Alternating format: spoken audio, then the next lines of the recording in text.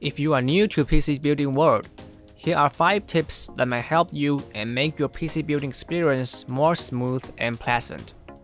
I'm also looking forward to hear from you, so please don't hesitate to share your PC building tips with all of us as well. Without further ado, let's get it started. The plastic cover that protects CPU socket from dust is designed to come off by itself when CPU is installed. As you can see, the plastic cover will pop out after you latch the CPU in.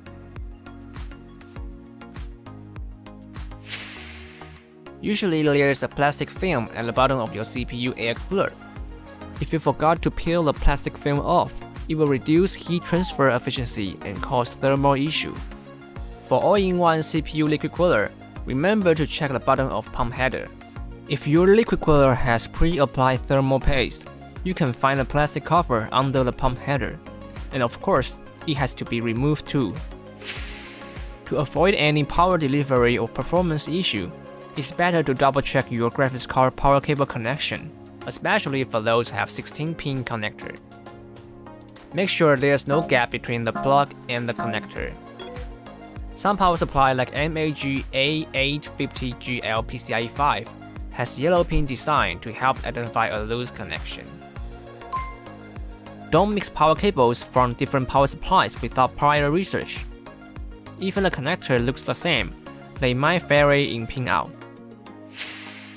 Properly connecting the 24-pin ATX power cable ensures stable operation of your entire system.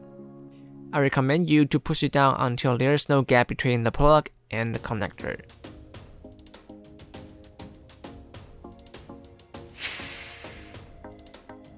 To find out if your motherboard has Easy Debug LED or Debug Code LED, please check motherboard spec and manual.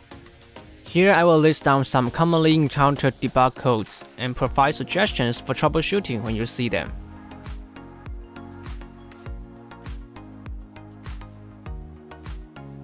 During the system power on self-test, the Easy Debug LED will illuminate sequentially, starting with the CPU, then the DRAM, VGA, and finally the boot.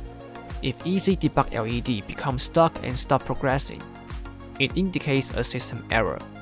You can press num-lock key to check if system is completely locked up or not.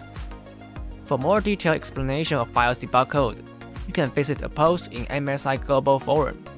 I will put the link in the description down below.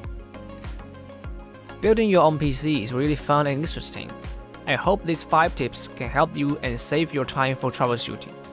These are some videos that you might also be interested. See you in the next video. Bye!